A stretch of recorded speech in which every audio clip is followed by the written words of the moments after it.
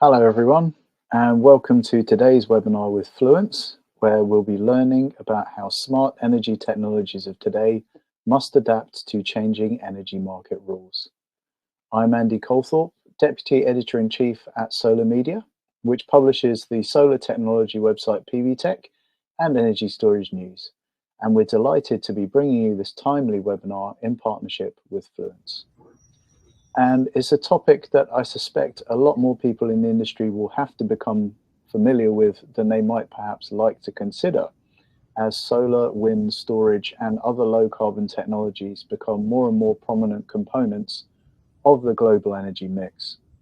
Increasingly, solar and wind projects are being built without subsidies, requiring more sophisticated business models that may include new market opportunities or contract structures. And energy storage assets are increasingly being built without any long-term contracts for their services, or with contracts only forming a portion of revenues an asset will earn, and the rest coming in from merchant market participation.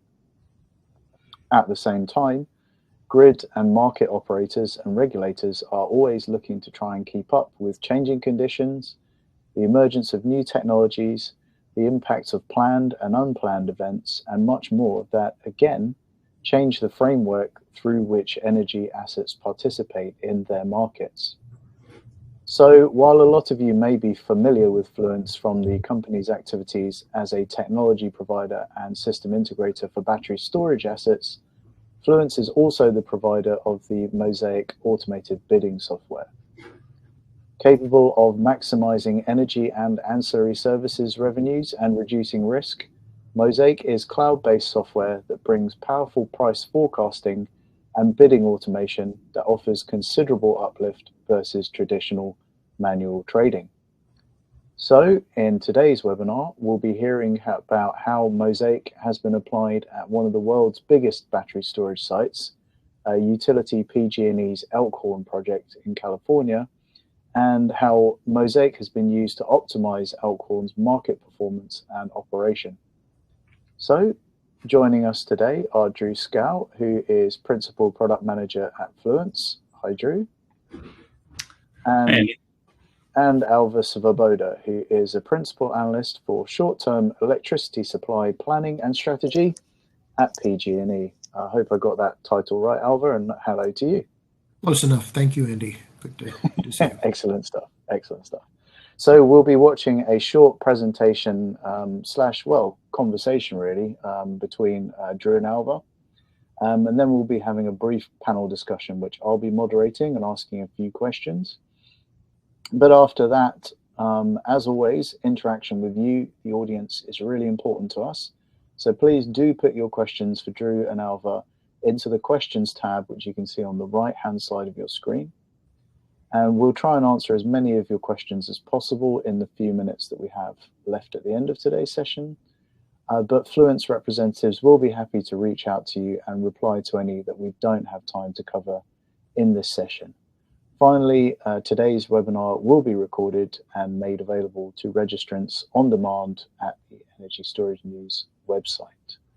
So, with all that, and without further ado, I'd like to hand you over to our speakers. So I guess it's over to you first, Drew. Sure. Thanks, Andy. So I guess first, just a kind of an overview on Fluence. We're a global market leader in energy storage products and services and optimization software for renewables and storage.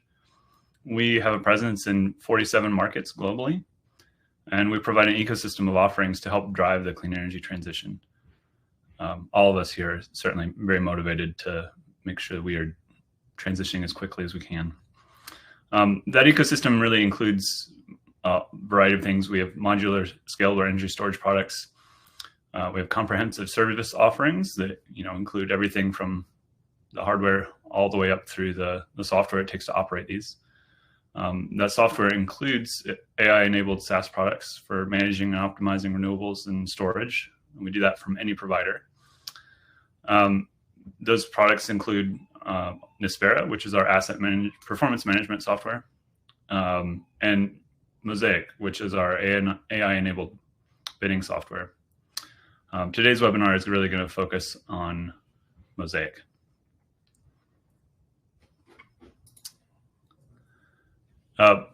Mosaic is maximizing renewables and storage revenue. And it does this in 3 different markets. We operate in CAISO in California, ERCOT in Texas, and NEM in Australia.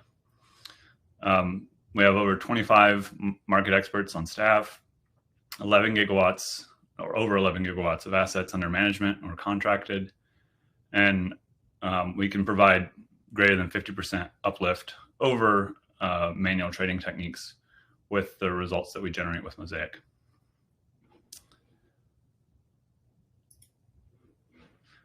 Alva, over to you.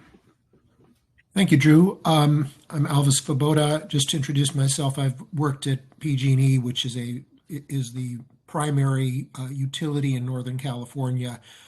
For several decades, my focus has been on the efficient scheduling of generation pretty much during that whole time. I have a background in operations research. And so the group that I'm part of has focused on primarily the first bullet that you see in this list of bullets of functions of the company. We own some generation. We operate contractually some generation with tolling agreement rights. We have other supply contracts for example, capacity. We also serve customer load in the region. And those are the ingredients that go into the wholesale markets, which I've had interactions with over the almost 25 years of their existence now in California. Behind that, of course, we also own a lot of the transmission in Northern California, responsible for the maintenance of that transmission. And we own most of the distribution network in Northern California and are responsible for the maintenance and operations of the distribution networks. On the resource side, we participate in the California Independent System Operator, or CAISO, markets for energy and ancillary services and other products. In doing so, we have several roles. Of course, we're an investor-owned utility. We're also a load-serving entity. And then in particular, the part of the organization that I've been part of operates as a scheduling coordinator. In other words, it submits bids into the wholesale markets and deals with the outcomes in terms of the actual dispatch of resources. One thing to point out in the course of this conversation, since we're talking about energy storage, is that California has an objective of complete decarbonization of the electricity sector by 2045. And in that objective, storage is an absolutely critical element. As it happens, PG&E has a long time experience with certain kinds of long duration storage, namely dispatchable hydro and pump storage. But batteries are a really new technology in many ways. And I look forward to discussing our experience with you and with Drew. Thanks, Alva. So when you are owning and operating storage in wholesale electricity markets, there are several different challenges that you may face, and they occur at different timescales. The first challenge is, just the decisions you make every day. What are the right bids? How should I be participating? Optimization, mathematical optimizations are great tools for solving this. Another one is market events. How do you respond to market events? So you may have a market event that's triggered because of seasonal change, a weather event, geopolitical happenings that change, for example, fuel prices, while those are still a factor in generating energy. So all of those are things that you need to take into account. And then you also have market changes. So as the generation mix on the grid is changing, you'll see that the ISOs, the RTOs, the operators of those markets are changing the rules to be able to continue to procure the things that they need in order to ensure that the grid is operating safely. And so those market rule changes, as this transition occurs, are going to happen frequently. They're going to be often pretty disruptive to especially the newer types of generation or assets that are on the grid. and storage is certainly one of those experiencing a lot of changes to how it participates. So we'll dive into optimization. We'll then move on to market events and then market changes. Alva, do you think you could talk a little bit about why optimization is a challenge for bidding storage?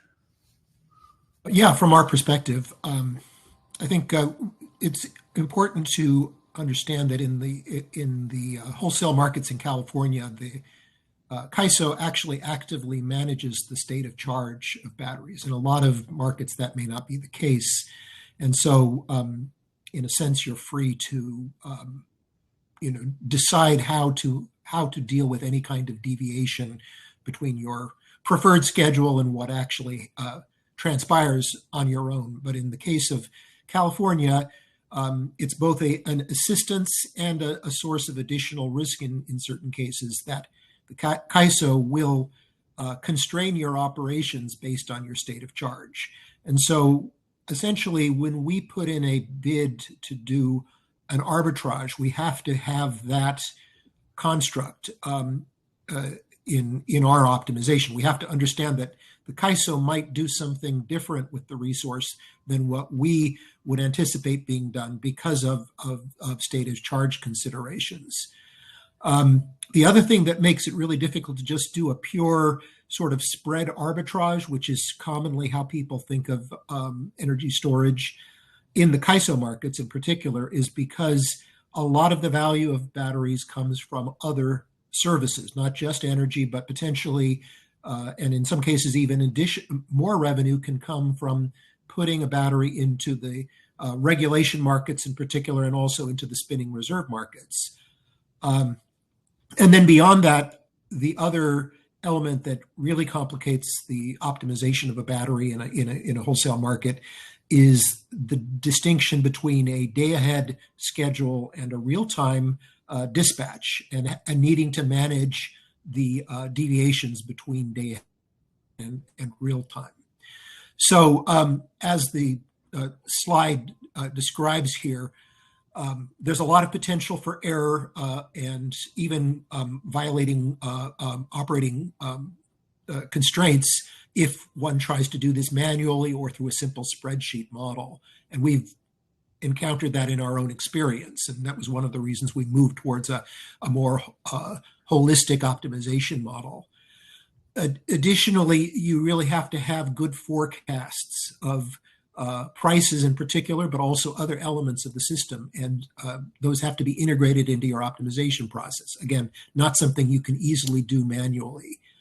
And then finally, and this is the line I was delivering previously, is there's a combination of a physical model and a market model in the optimization, our optimization and the CAISO's optimization of battery storage. And so you have to understand both of those aspects of the model in order to properly optimize the battery. So those are really the factors that complicate the problem and require a more, as I said, more holistic, more complex optimization model. Thanks, Alva. Yeah, absolutely. And so at Fluence, with Mosaic, we've been looking to solve all of those problems. We do this several ways. Certainly, we want to make sure we're considering all the possible pathways. And so we have a stochastic optimization. It's looking at a whole suite of input scenarios and considering all the different possible solutions across that and finding the solution that's going to achieve the designed objective. In this particular case, that's providing the maximum value to the market and also generating the most revenue for the asset owner. We also look to an optimization because it handles complexity very well. Heuristic approaches often break down as complexity increases. And so what works today may not work tomorrow simply because of a change of the starting state of charge of a resource or the products that are the different prices of products. But it also may change in terms of not being really a workable solution and increase your development effort as the market rules change. A bid optimization is also universally optimal. So If you aren't familiar with mathematical optimizations, they're identifying a truly optimal schedule within the horizon they're looking at and given the inputs that they have. So a common example of how an optimization works, if you imagine if somebody wants you to reach the highest point, one way that you could maybe try to achieve that would be to just walk uphill. And as soon as you can't walk uphill anymore, you could say, okay, I'm at the highest point, but you're not at the globally highest point necessarily with that approach. What an optimization is going to do, it's going to look across all the hills. It's going to find that highest point, and then it's going to find the pathway to get you there. And that's a little bit different, but what it does is it ultimately guarantees that you're at the truly optimal solution, in this case, the maximal solution. Alva, do you want to talk a little bit about how Mosaic's optimization has helped PG&E overcome some of these challenges? Yeah, sure.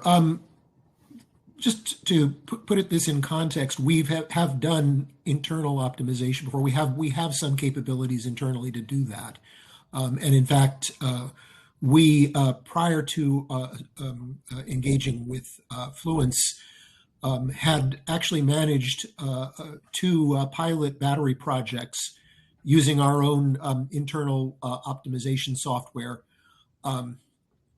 And so we had some experience with both the need for optimization, but the hazards of trying to do everything internally. The 2 big issues with that are you have potential for internal staff changes that make it difficult to make the optimization model when things change, and things change externally, and you have to respond in a timely fashion to those changes.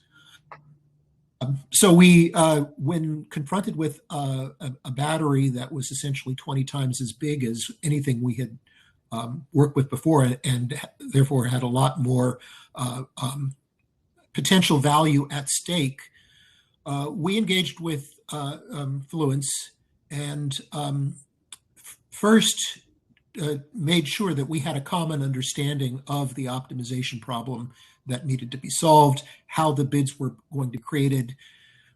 We were, and I'll say this is a little different from anything that Fluence might do now, probably, because we were the first, at that point, we were the first battery project that was going to come online in California, large battery project. It ended up that we weren't because of some delays, but we were preparing for it in that light, essentially. And so we needed to go through essentially soup to nuts to understand the process by which the battery would be optimized and bid. We actually tested with a simulated asset and with simulated prices to get confidence in the quality of the optimization.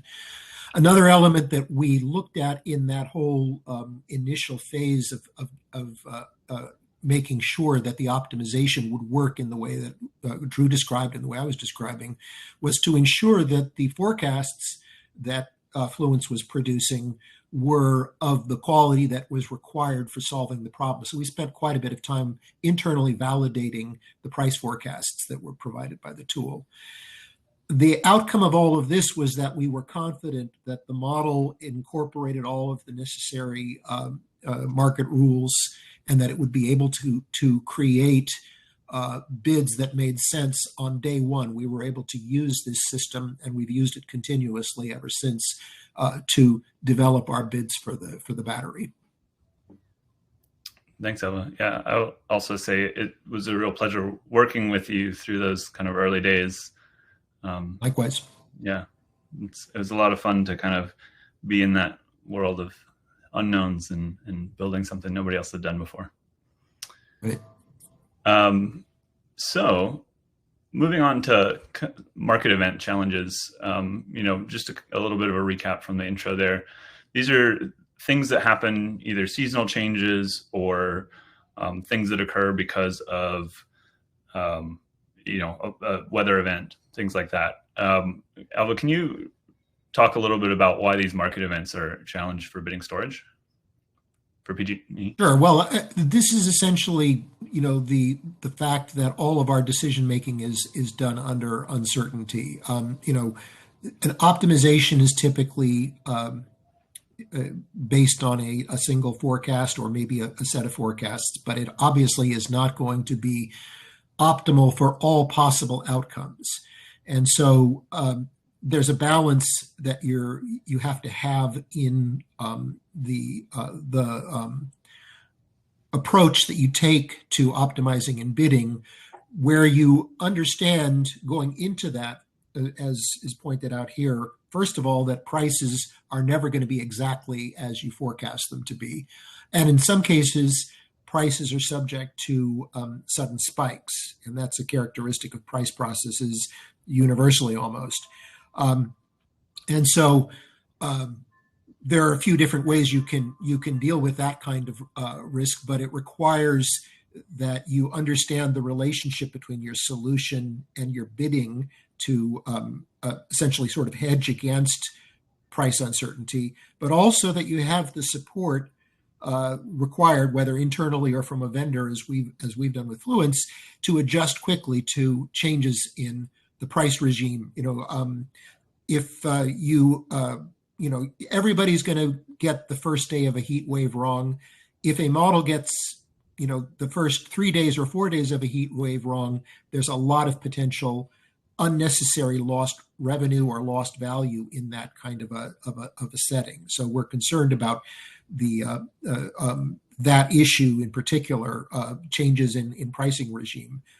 And so that requires that the bids that are the result of the optimization be robust to those kinds of events, and also that the software itself can adjust from one day to the next to those kinds of events. Additionally, there's particularly risk for batteries because they are so good at providing the regulation function right now in California. And I'm talking here about frequency regulation, which is a recognized capacity product in the CAISO markets. In some markets, frequency regulation might not even be a market product, but in our market, it's an important market product that CAISO requires in order to deal with fluctuations in renewable output, especially. And so you have to be prepared for the prices on regulation to interact in ways that you can't necessarily anticipate a priori with energy prices. So all of these factors make market events a challenge for the bidding of our battery.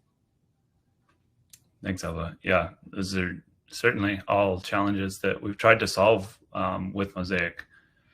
So first of all, we work very hard on our price forecasting. We have machine learning based price predictions. These are continually improving. Retraining is happening on a regular basis.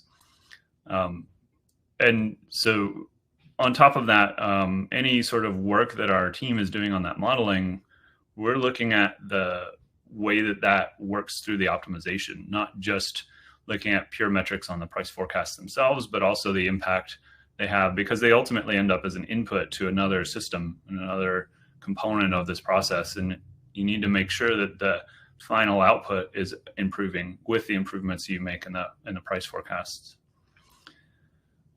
We also, because it's an optimization, it doesn't have a set strategy. It's always looking for what the optimal schedule is, where it can deliver the most value to the grid. And because of that, it's going to choose different strategies. One day when you have high ancillary service prices, there's not a big differential between the lows and the highs on energy. You're certainly not going to be playing a lot in the energy markets. You're going to mostly be working on providing ancillary services. And the vice versa is true as well. So if you've got a day where you have rather low ancillary prices, but you've got a large arbitrage opportunity in the energy markets, then that asset is automatically just going to start participating in those energy markets more. And that happens for every hour of the day. It's always looking at those prices, the relative components of those, the current state of charge of the asset, and looking to make sure that it's picking the best possible solution to deliver the most value within the constraints of what the resource is actually capable of doing.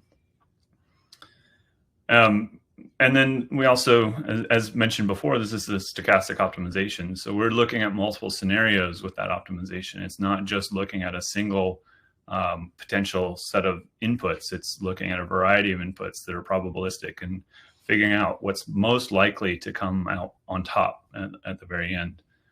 All of this includes real-time information from state of charge, and it's also including any outage information that is there for the asset, as well as the kind of constraints and risk parameters and limits that a asset operator wants to put on the resources participation. So all of that is feeding into this optimization to make sure that it's both producing outcomes that are, maximally valuable, but also within the constraints that the asset experiences and that the organization has an appetite for.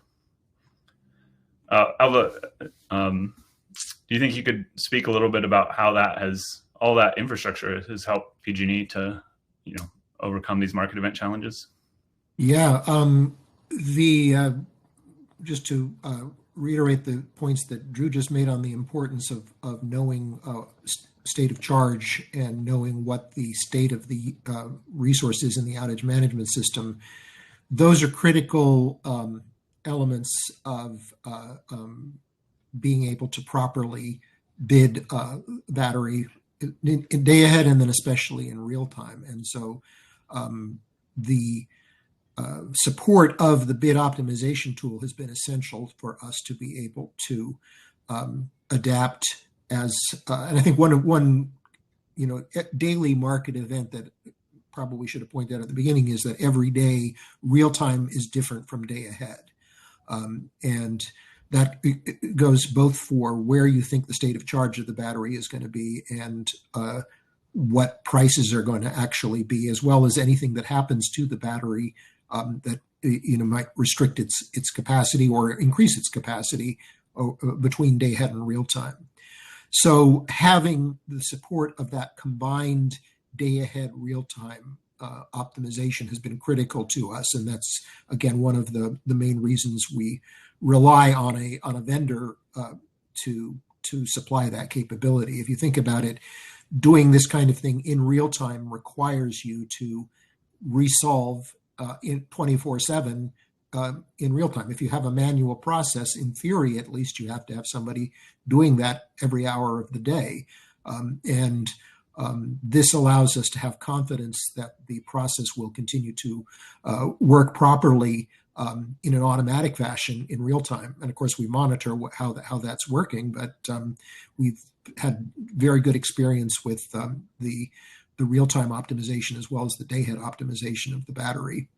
Now, what's also pointed out on this slide is that we have some tools, essentially, or buttons that we can push to improve if we're seeing things in the outcome in the market that can't necessarily be improved purely by the optimization can be, as Drew put it, universally optimal, and yet we might still be seeing issues because of persistent effects of price, or perhaps even just because of our appetite to be in certain markets. And so, for example, the risk settings in the Fluence Mosaic platform allow us to calibrate our preferences for risk essentially in the different services and determine how far out of the money we're willing to go, essentially based on a price forecast,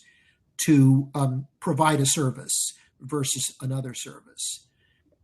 Additionally, the configuration settings allow us to put limitations on the operation of the battery, which might be due to other considerations, or again, just because of what we're seeing in the market. And for example, we can say that we don't want the optimization to assume that we want to let the battery go above a certain state of charge. Even though physically the battery can go to a higher state of charge, we want the optimization to assume that that upper buffer needs to be preserved. Of course, the ISO, when it takes our bids, may still go into that range. That's the uncertainty of the market. But having an optimization that will respect those settings allows us to have more confidence over time that the solutions will be consistent with what we require of the battery. Thanks, Alva. Yeah, we spend a lot of time thinking about how risk is quantified, what sources of uncertainty exist in the market, and how we help people both quantify the risk that they're taking on as well as manage that risk. And I think there's a variety of ways that you can get to those different strategies and affect those strategies within the control systems that Mosaic has. So market changes, this is in a way the primary topic of this presentation, and how Mosaic and the team at Mosaic have handled that. These are events. CAISO has had a recent market change for energy storage specifically.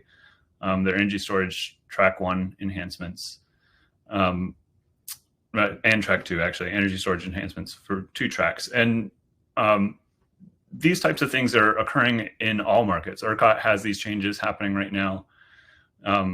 NPRR 1186 has been a kind of a controversial thing there, but there are definitely changes coming as a result of that. NEM recently had some really rather significant changes in moving from a 30-minute settlement period to a 5-minute settlement period. And markets everywhere, as they're adapting to this energy transition, are shifting what their products look like, the rules for participation for different asset classes. And so all of those things are changing this. And so Alva, I guess if you could speak a little bit to how these particular issues are challenges for PG&E, that would be wonderful. Yeah, we've been, as I said, we've been in the wholesale market with batteries for more than 10 years now, and so we were participating in essentially the initial development of the battery model with CAISO. Market changes are a little different because they're the result of stakeholder processes and also of the California ISO recognizing operating issues that it has to resolve, sometimes on an emergency basis, sometimes through more of a stakeholder process.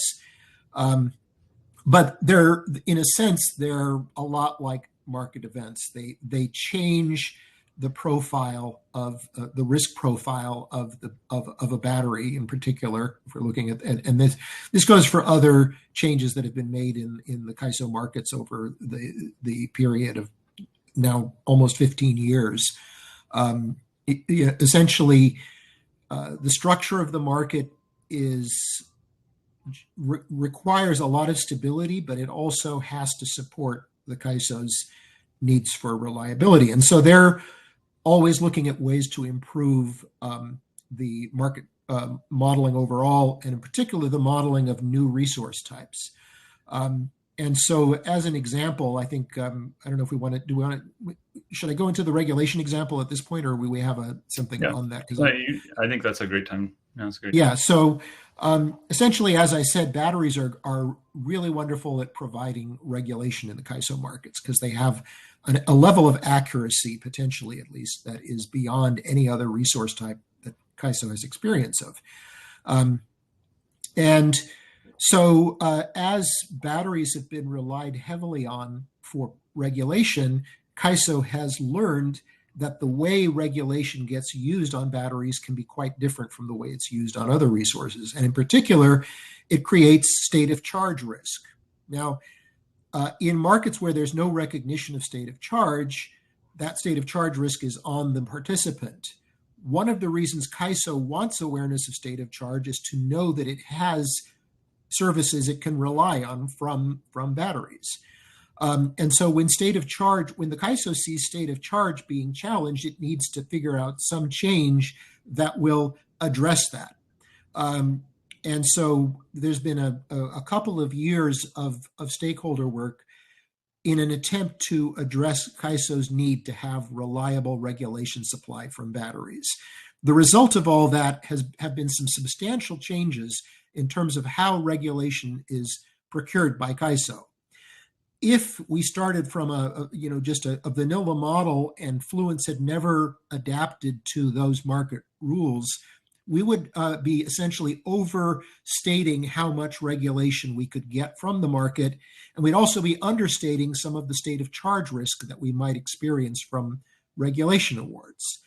The changes that CAISO has made have been to restrict regulation awards so that they can always be so that state charge issues can always be addressed in the dispatch.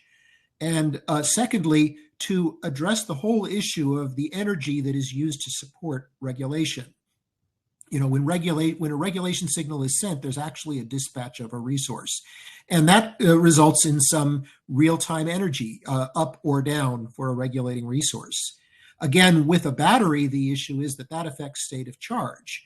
And historically, you know, no market has addressed that issue.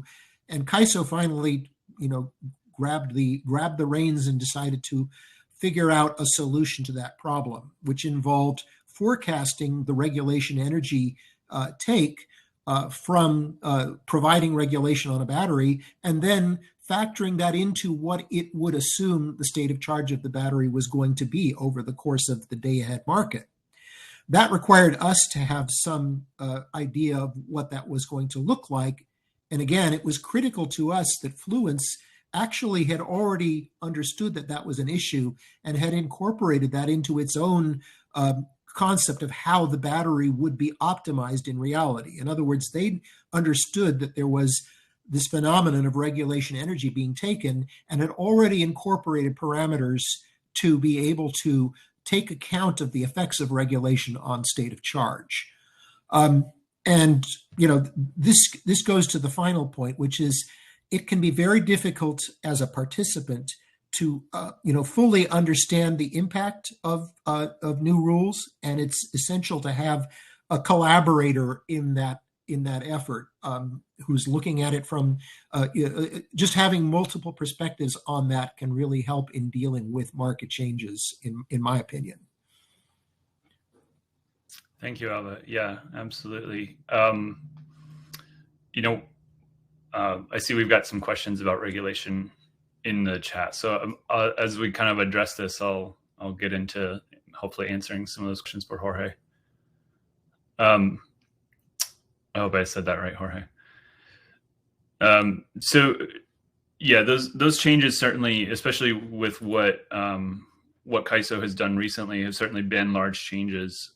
They are directly tackling the kind of availability of ancillary services with those changes. They want to make sure that when they have gotten a commitment from the day ahead to provide an ancillary service, that assets that made that commitment, when their storage assets, have sufficient state of charge, or in some cases, room in the battery for state of charge to deliver the ancillary service that they committed to. And so all of those changes have been targeting that. And, you know, this is definitely something that Fluence has been, you know, thinking about for a very long time. We know that energy take that happens at actual dispatch for regulation has an impact, a significant impact on state of charge. And depending on the duration of the battery, this can have a larger or smaller impact on what your schedule is going to look like for the remainder of the day. So it's certainly something that you need to take into account as you're determining what a feasible schedule is going to be. So we certainly have been kind of watching what CAISO is doing and definitely implementing all of those changes. The way that we actually accomplish that, so we'll work very closely with our operators, you know, the participants of the market, and the actual market themselves, through all of their you know, stakeholder sessions, reading all of their documentation, and making sure that we understand those new rules. We do our own modeling of some of the impact that those are going to have, and then provide that feedback back to the market operator to make sure that they understand some, like, the participants' perspective on things. We want to make sure that we are acting as a representative to our participants, for our participants, to the market as well, and making sure that the rules that go into place are not going to negatively affect the ability to operate within the market. Within our own platform, within Mosaic, we're translating all of those rules into the mathematical equations that we need to bid optimally. That involves both adjustments to bidding as well as adjustments to the optimization and even adjustments to the price forecasts to account for any changes that may be occurring in the way that products are being procured or things like that as well. And then the very last piece here, our interface enables our customers always to intervene, override, adjust the optimization, adjust the bids.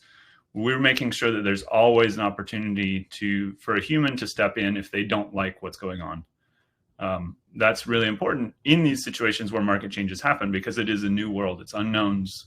As all of those systems come together and start operating together, you always want that backup. It gives a lot of confidence. Even if you never use it, it's important for it to be there so that you can feel like you've got the control that you need. And then our team certainly is offering guidance on the meaning and impact of those market rule changes to customers that we have. We're making sure that they have an understanding of what the likely outcomes are going to be. And that way they can be prepared to understand what the impact to their potential revenue would be, or their assets operational schedules, things like that. Jorge, you asked specifically about regulation. We do include models of the energy throughput from regulation in the system. Forecasting is, something that we're working on still, but what's more important than that is just being able to adapt to it in the real time. So as that occurs, taking in that state of charge telemetry and using it to adjust your position throughout the day for energy is the prime way that you can make sure that you're still able to deliver those ancillary services. And when you do that decision-making yourself, you have enough time to proactively decide when to change that to ensure that feasibility. And you're doing it ahead of the time potentially that the ISO would be doing. CAISO does do this. This doesn't happen on all markets, but CAISO does it for you. But if you can do it a little bit ahead of that because you see it coming, you may be able to do it for a better price and therefore deliver better value to the market as well as better revenue for your resource. Can I follow up on that too, Drew? I wanted to say that there's a certain amount of uncertainty that's always going to be there, and in particular, how much the ISO is going to take of your regulation and how much energy is going to be involved. There's definitely always going to be error there, and sometimes you even can get the direction wrong. But what's important about what Fluence has done and what the CAISO does, in the day-ahead market, if the overall cumulative direction is right, and it is right. In fact, what CAISO believes is going to happen happens most of the time. And likewise, what Fluence has forecast was going to happen to state of charge happens most of the time. You've hedged a sufficient amount of that risk. You can never protect against all uncertainty, but what your aim is to hedge enough that your results are as efficient as they can be. So I think, yes, uncertainty in every hour is going to mislead, as you put it, the algorithm. But looking at it, because it's a full day that's being solved, in general, the correct optimization and the correct strategy are being obtained by using some modeling of that regulation energy take. Yeah, absolutely. Thank you, Alva. I wonder if you could, you've already done this a little bit, but could you speak a little bit about how, Mosaic and the team have helped PG&E overcome the market change challenges? Well, primarily it's through the responsiveness. We have a meeting every couple of weeks. We're able to point out what we think is high priority. And so during the whole course of these enhancement changes, we were able to make sure that Fluence was on board with us in terms of the changes that were going to be needed, and that they'd be, again, sort of available on day one. And the examples in point 2 here are notable for that. One is there's now the ability in real time for the market participant to set a target state of charge in real time. And that essentially allows you to try to force the battery to go to a particular state of charge at the end of the next hour. Fluence provided us with that capability in a timely fashion. It was not a simple thing for them to do, but they recognized that this was a priority for us and provided us with that capability. And it's also part of the format of bids that are going into CAISO. So in some sense, they needed to be aware of that and deal with how they were going to make that change. And then, as we pointed out, they were already modeling expected regulation throughput or regulation energy in their own model of what they anticipated was going to come out of the market. And this was really critical to us in being able to grasp what CAISO was proposing to do, and actually even to recognize some solutions to problems that CAISO actually encountered in implementing the regulation energy constraints. We were able to assist in moving that feature forward, which we consider to be quite important, the modeling of regulation energy, because we were able to propose a way in which CAISO could address that constraint without or correcting for some unforeseen effects that had come due to them implementing that constraint. So I think having Fluence's support and having that already in the optimization model was absolutely critical to us being able to essentially analyze the results of CAISO market simulation and suggest a solution to their problem. Yeah, thank you, Alva. Absolutely. So the next slide here, we're talking about what's coming. So one thing that we're working on is optimizing hybrid resources. Currently, Mosaic can handle co-located resources and standalone storage, but hybrid resources bring a new kind of challenge. Especially in CAISO, there are there's a lot less oversight and also a lot less guardrails that come from the market for hybrid resources.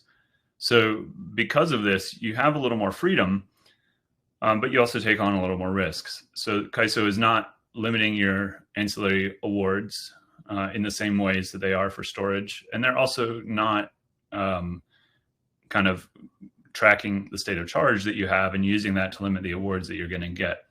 So those resources have additional flexibility, but they also have additional risks they take on. Now you don't have the market kind of tracking that state of charge, making sure that the bids that you've put in are going to be feasible. You also have uncertainty that comes from the renewable generation portion, especially if you can only charge from that renewable generation. That increases that uncertainty even more, or I guess increases the effects of that uncertainty. So all of those things kind of lead to this being an especially challenging problem, but this is something that we're working on right now and should be capable of doing very shortly. So this is something we're very excited about. Another thing that's kind of an upcoming challenge is CAISO's been looking at introducing imbalanced reserve products. These are, two new products in many ways targeted at storage. Alva, I wonder if you wanted to say anything about what you see happening there and what you see coming. Before I do, I want to just point out that on the hybrid issue, I think this is really important. Historically, I've been a bit skeptical about that way of modeling things because it does, in some ways, leave the ISO with a certain amount of blindness as to the state of charge. But I think this modeling is really important in California and probably elsewhere because hybrids allow interconnection of batteries into the grid in ways that may not be possible under the current interconnection process.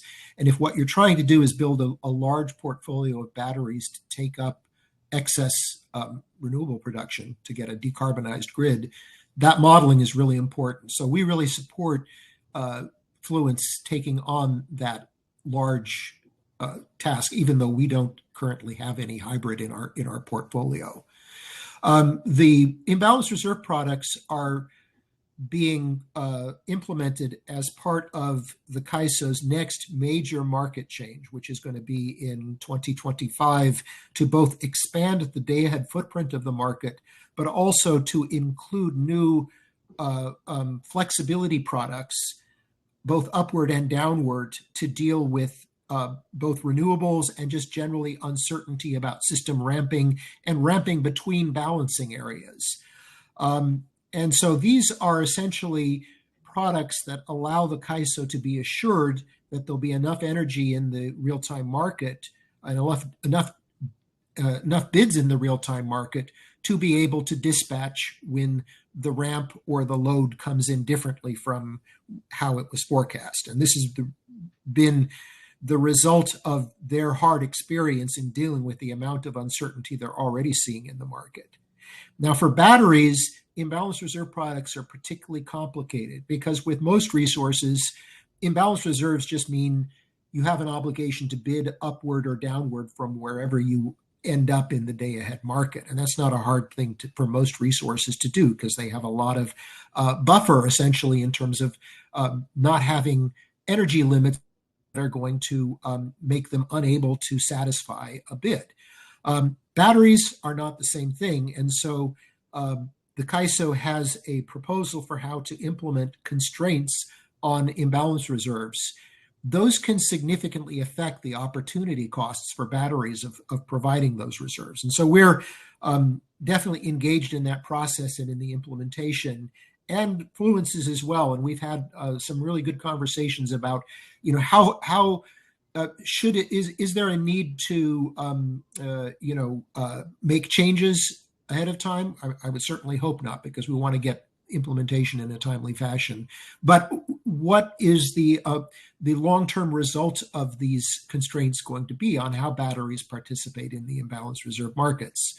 And of course, just having confidence that Fluence understands the mechanics of bringing these new products into the bidding platform, essentially makes that a large chunk of implementation work that we don't have to worry about as we undergo this change, which requires a lot of changes in all of our daily processes, most likely within a year and a half.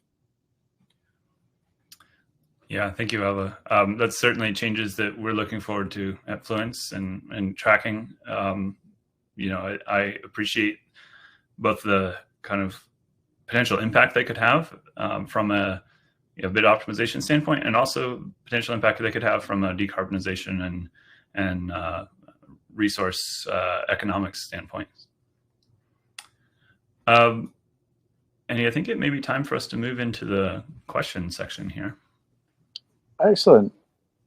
Okay, yeah, thank you very much, Drew and Alva. Like a really lively discussion there, and a lot of really important points covered. I think hundreds of people registered and watching today, and I think obviously appreciating the liveliness of that conversation, because we have had dozens of questions coming in.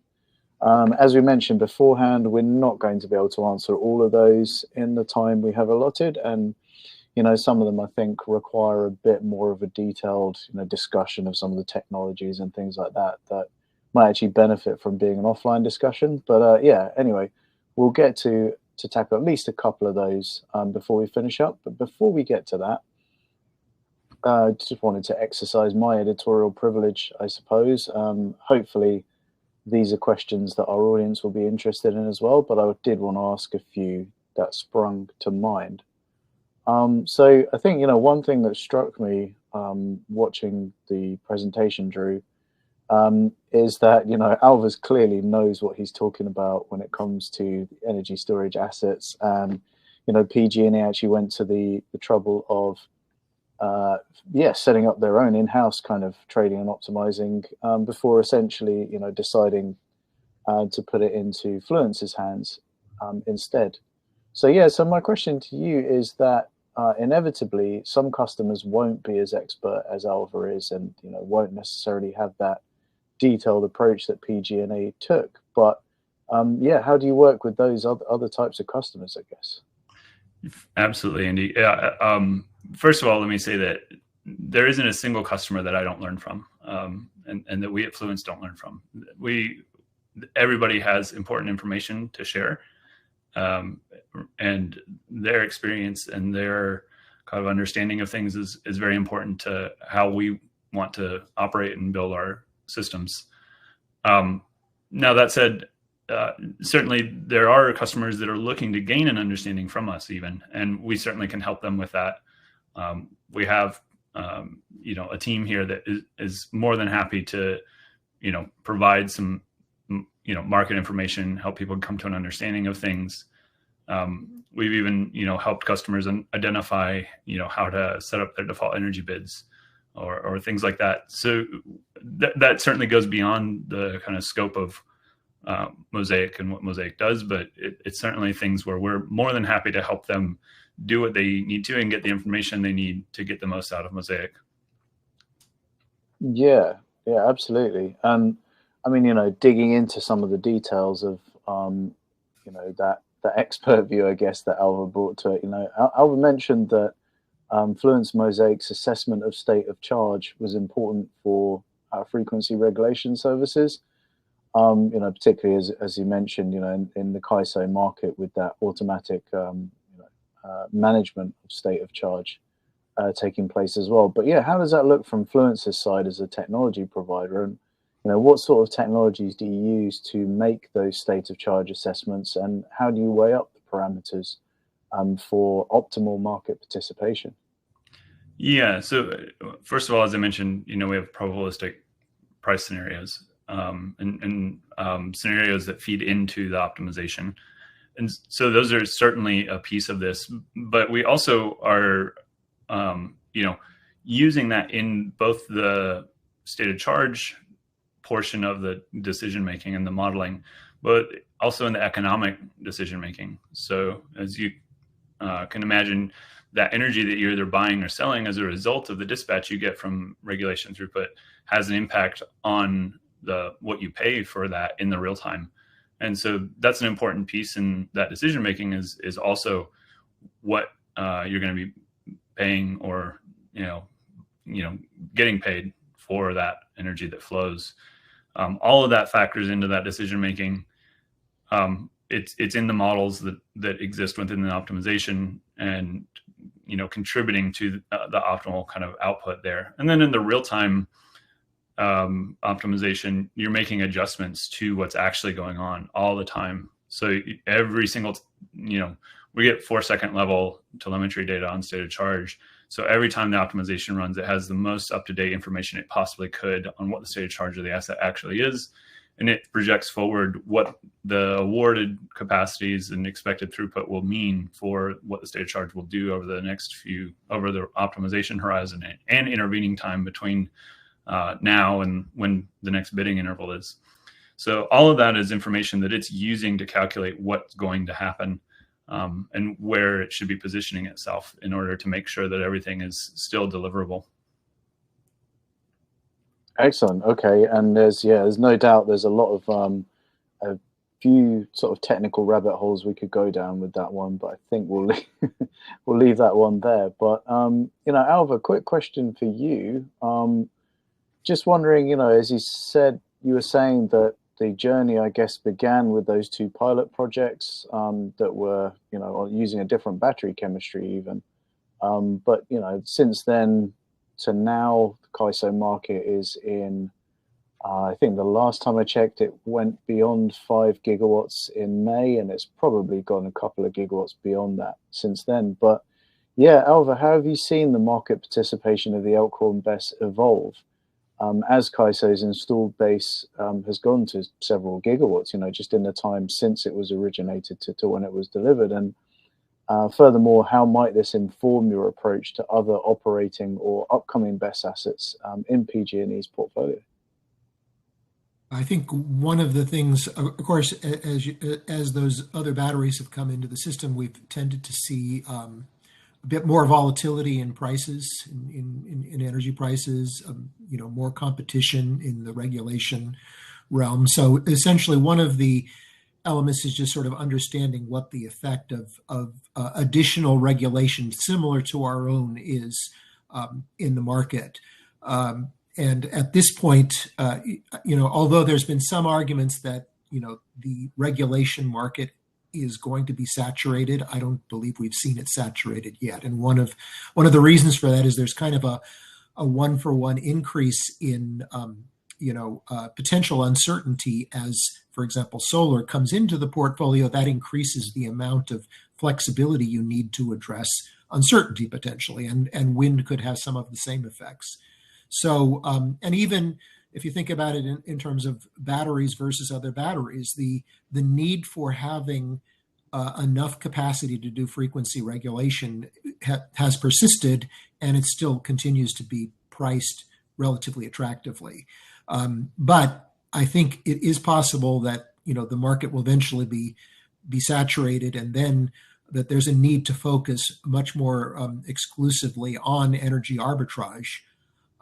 At that point, I think we're going to run into some issues of a lot of batteries, all 4-hour batteries, trying to compete for the same 4 hours of the day, the net peak hours, or potentially the morning peak, and having a certain amount of instability. Maybe there's not a well-defined equilibrium on those prices. I think one of the things that we're going to see in response to that is some, more longer duration storage coming into the mix that will be able to, essentially get a more stable revenue stream out of a more energy-driven market. I would hope PG&E will be helping to drive that process, because I think ultimately we are going to need a lot of longer duration storage to deal with not just the whole day in the day-ahead market, but ultimately with seasonal effects and with things like solar not being available at full capacity for 2 weeks because of an atmospheric river, things like that. So I see, the prices as providing good signals in general to how important or how urgent these issues are. I think the capacity market also provides some signals in that respect.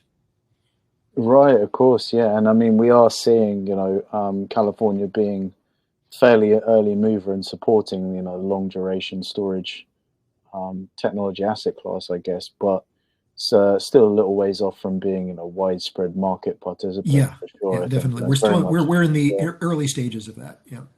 Cool. Okay. Well, yeah. I mean, I guess whole nother let's say webinar series in itself when that obviously when that comes to bear. But yeah, we've seen modeling that California alone could require. I think it was modeling out of the California Energy Storage Alliance. It was saying something like 50 gigawatts of long duration storage over the next 10, 15 years or so. Anyway, I digress entirely. So yeah, last question from me, but I think this is bringing the questioning, really around to an area that is, I believe, quite aligned with what a lot of our audience members were asking as well. So Mosaic's currently available in three markets, and I think any readers of energy storage news will be aware that they are three of the hottest energy storage markets and around at the moment. So it makes complete sense. But yeah, just wondering, Drew, what some of the differences are in what Mosaic does within the CAISO, ERCOT, and National Electricity Market, which is in Australia. Difference between those, and then perhaps if you can give some consideration to what we might see it do, or how it might be adapted to work in other markets.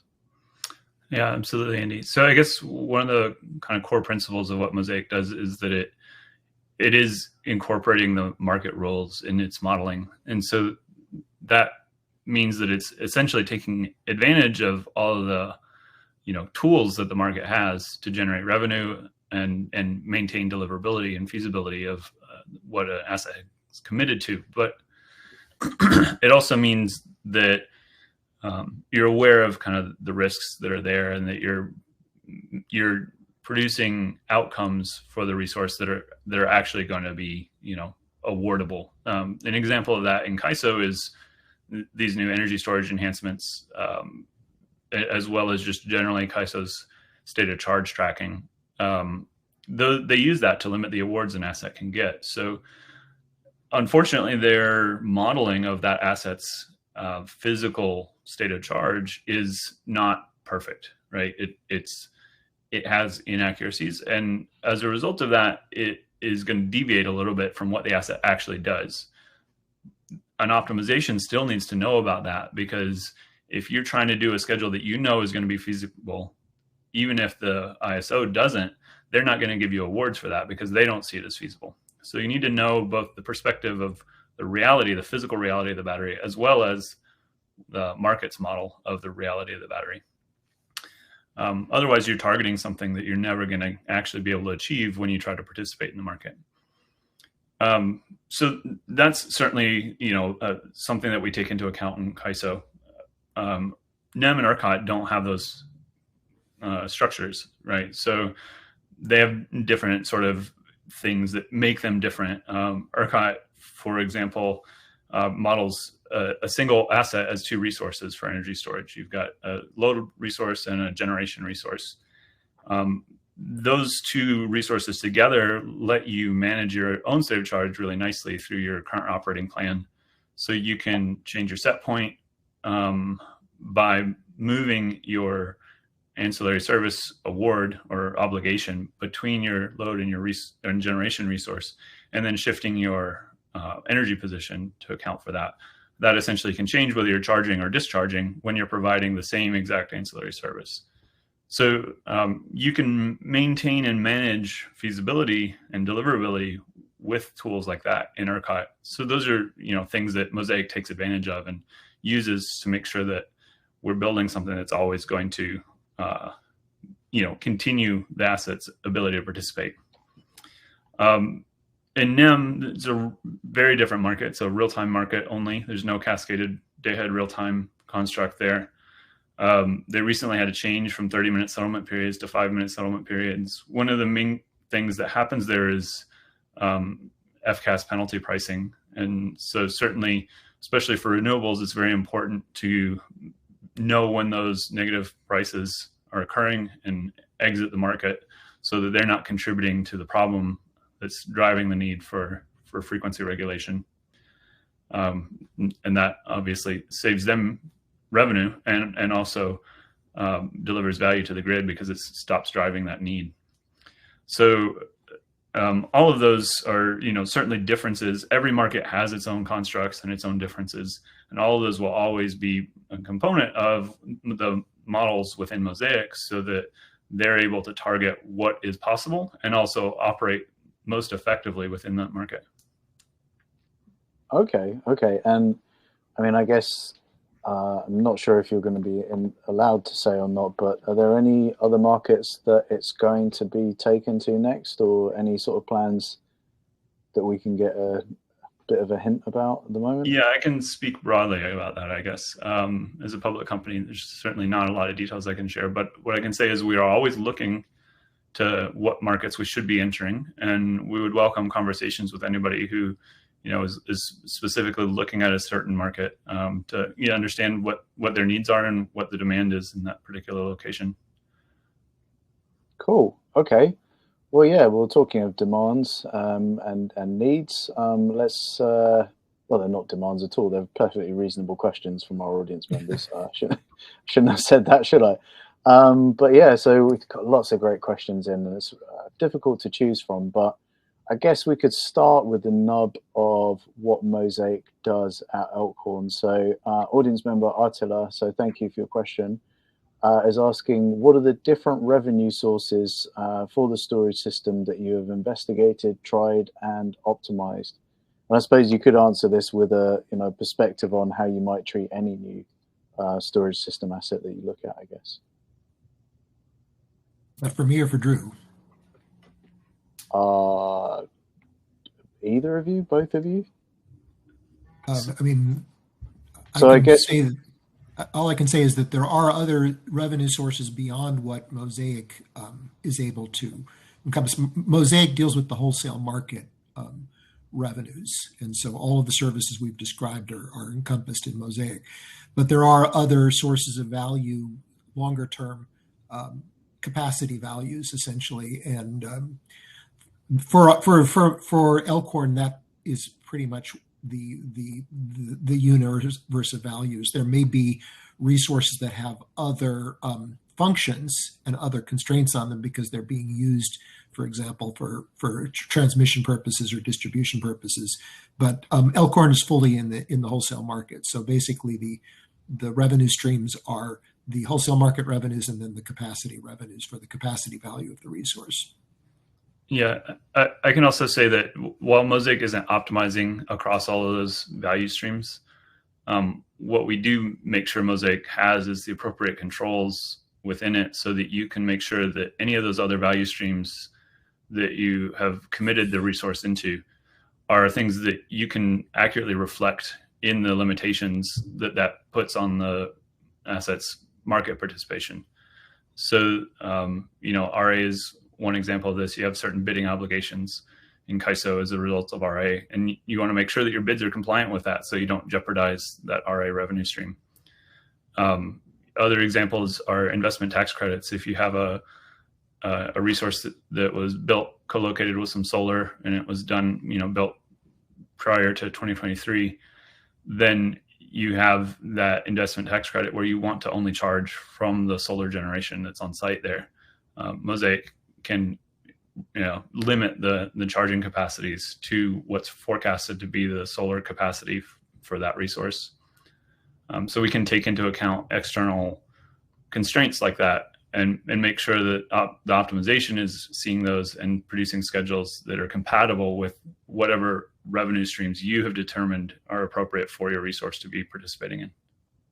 Okay, cool. And a slightly more philosophical question, let's say. And we do like these. So audience member Gareth, thank you very much for your question, Gareth. What role do you see artificial intelligence playing in mitigating the risks associated with manual trading and limited foresight in energy storage bidding? So I guess another way to put it is, how much heavy lifting does the AI part do, and sort of to what extent can you, entrust it entirely, and to what extent do you sort of have to manually intervene, I guess? Yeah, I mean, so first of all, risks are always derived from uncertainty. And so where that uncertainty comes in and what controls you have on how you manage that are really important. Ultimately, all the algorithms that are there, we try to put levers in that parameterize how you're handling that risk and how you're thinking about it. Try to help you quantify it, as well as kind of manage that risk as well with the values you provide as inputs. I guess to a large extent, that a lot of that risk starts at the price forecasting level. So the AI that's there is constantly learning based on the previous performance of the forecast as compared to the actual prices. So it's always updating, trying to get better for whatever the market conditions are at any given moment.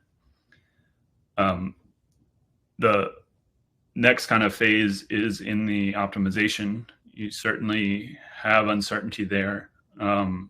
Giving people controls on that is important. So they're specifying a lot of the values that go in, where that uncertainty comes from. So they have control over what they are telling the optimization to expect. But then also that, stochastic optimization is a big piece of this too. It's considering multiple scenarios, not just a single scenario. And that's a way for it to kind of, in a way, hedge against some of the different outcomes that can occur. And then I guess one of the last pieces is then in the bidding phase, when you're converting a schedule that comes out of an optimization into bids, you have controls over how you're pricing those different components of your bid. And that helps you manage the risk and uncertainty that comes in the prices themselves, the forecasts that you've got. But it also helps you manage I've seen some of our customers doing is, using that pricing as a way to also manage some of the uncertainty that comes from regulation. So if you price yourself out on occasion, rather than, then you basically aren't taking on that uncertainty. And that may help you save state of charge in a way. So all of these things are different tools. It depends on how you want to participate and what your risk profile is as an organization, but we try to make sure that there are tools there, as well as that we're tackling as much of it within the algorithms as possible. Okay, okay. And like, when we talk about risks, I mean, a different kind of risk, I guess, is the, wear and tear that, frequent use of a battery, obviously, or just not even frequent use, any use of a battery ultimately puts onto it. And so, yeah, Carolyn asks, and thanks for your question, Carolyn, how does the optimization incorporate the long-term costs of degradation and thus augmentation? So obviously degradation being degradation of the cells through use, and augmentation being the stage of a project lifetime where you decide that in fact actually you need to add some more batteries, or even replace some of the batteries for that reason. Yeah, it's a fantastic question. So we definitely take that into account. We look at the different warranties structures that exist for batteries, and we make sure that the controls that are there are capable of telling optimization what the bounds of its behavior are, so that it's always staying within the limits of or it's always possible to tell it what the limits of a warranty are, so it can stay within those bounds. On top of that, you may want to actually set a price on degradation, and so we allow you to set basically a cost to throughput, and that sets kind of a threshold for the optimization to decide whether or not it wants to participate, whether or not participation would be financially worth it. Sure, Alva, I'm just wondering, as an asset owner, if you had if you had a perspective on that at all, in terms of that trade-off between managing the battery, lifetime and maximizing revenues. Well, it's as pointed out, it's basically a price on degradation requires some form of long-term modeling of how the battery's supposed to be used and is going to be used. So essentially, 4-hour batteries have some expected amount of throughput, and it's associated with a certain contract life. And what we do is monitor where we are with respect to that. Are we, essentially cycling more or less than would be expected under the way that the battery was initially set up, essentially? So, commonly a battery might be expected to cycle once a day. Is it cycling more or less than once a day? As Drew pointed out, you can actually constrain the cycling, but in the CAISO, there is no limit on the amount of cycling a battery can do except for the state of charge. And so we've generally put it into the variable price component that Drew described, and we've changed it as we've seen more or less cycling over time. And that's kind of the way we see that being dealt with. We don't have necessarily a more formal model, because it's going to be based on the historical use of the battery and what we're seeing now. But you could have a longer term optimization that would say this is the best price to use, considering what you think is going to happen over the lifetime of the battery. We just haven't found it necessary to go to that level of forecasting at this point. Excellent. And you know what? I think we're probably going to have to wrap up in terms of timing, because we've run on over a little bit. I mean, I'd love to keep asking some of these questions, because this is it's a lot of fun. But I will ask one last question, I think, and then we'll end it on that. And I guess as a journalist, I wouldn't be worth my salt if I didn't mention that obviously Mosaic is not the only bidding optimization automation software out there. Other providers are available. I'm not going to name them, but so the question for Alva and then for you, Drew, is Alva, as an asset owner, what factors did you consider when making a decision between those different bidders? And then, we'll see if Drew's got a bit of a response to, I don't want to hear any trash talking of competitors, but maybe let's focus on the advantages of your solution rather than perceived disadvantages of other solutions. But Alva, if you wouldn't mind starting from your perspective on why that decision was made, I guess. Sure. It basically, PG&E operates its assets it does not operate its assets to move prices in the market. It is subject to regulatory compliance and needs to demonstrate what is known as least cost dispatch of its resources. And so what that means is we need to be able to show that we've maximized the value of any energy limits that exist in the system, and that when a resource comes into the dispatch, on average, it should be the most efficient resource at that point in the load curve to supply the increment of load that is needing to be met at that point in time. And so that construct of least cost dispatch really implies efficient use of resources based on anticipated value. And so the optimization framework that Drew has gone into a lot of detail in describing, and I'm sure you can go into more detail, was the best suited for that approach to using a battery resource. I mean, there is another manual approach, which is you just turn it over to traders and they decide how to, maximize based on trading and on information that they may have that others don't have. But our approach has always been that we're using information that should be available to everybody and running the resource in the most efficient fashion. And that really is the core of why we went with Fluence as our vendor. Thanks, Alva. I guess from my perspective, I think several things make us different from a lot of our competition. Number one, we work with pretty much any asset class, vendor, right? So we run if it's been integrated by anybody, we don't care. We're happy to run it. We need a telemetry feed, which is the closest we get to the actual hardware integration. And so that basically means that you're not locked into a certain set of software just because you bought a certain asset. Beyond that, certainly I think the kind of expertise that we have of running the quantity of assets and the quantity of gigawatts that we run around the world is certainly informed a lot of what this team knows and what we've seen. We also deeply understand batteries because we are also an integrator. So we know, a lot of the factors that lead to certain problems with batteries, and we can help avoid those in the software that we're building. And then, that optimization that Alva talked about is certainly a really important key component of this.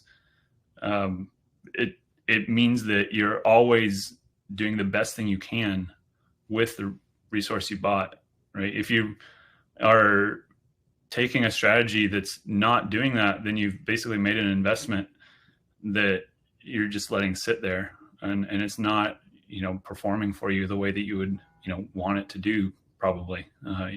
Ultimately, these things are investments for people and for organizations, and they want to see that bear fruit. So the last thing you want is your asset to sit still or sit idle at some point, or make the wrong decisions and do the wrong thing. But I think also the way that we achieve that isn't just through the optimization, but it's through this high specialization for each market. Because we are incorporating all those market rules, we're making sure that we have all the tools available to us at our disposal to make sure we are actually optimizing within what's possible in each of those markets. That helps us get to, truly optimal solutions. Cool. Okay. Yeah. And obviously truly optimal solutions are what we need for, the renewable energy world that is to come. And I think obviously as the scale of the problem gets bigger and bigger, obviously the scale of the technologies that we need to mitigate them, if not solve them, will grow and grow as well. And so, yeah, I think it's been a really fascinating window into, I think, it feels like big developments now, but they could just turn out to be fairly small ripples in, much bigger changes, I think, to come. So yeah, so really appreciate having a front row seat to learn about that. And I think, yeah, everyone who registered and watched today and will be watching on demand in future will appreciate that too. So yeah, so one last thing from me, I just want to thank all of our audience for attending, and doubly so because, you know, obviously working in an industry that's transforming the world in the best possible way. And yeah, thank you so much for all of that, and hope you can keep up your efforts. And with that, yeah, from me, so thank you for attending and joining. My name's Andy Colthorpe from Energy Storage News and PV Tech. And we'd like to thank our speakers, Drew Skau from Fluence. Thanks, Drew. Thanks, Andy. And Alva Svoboda from PG&E. Thanks, Alva. Thank you. Excellent. Well, yeah, hope to see you all again next time. Thanks very much. Bye-bye.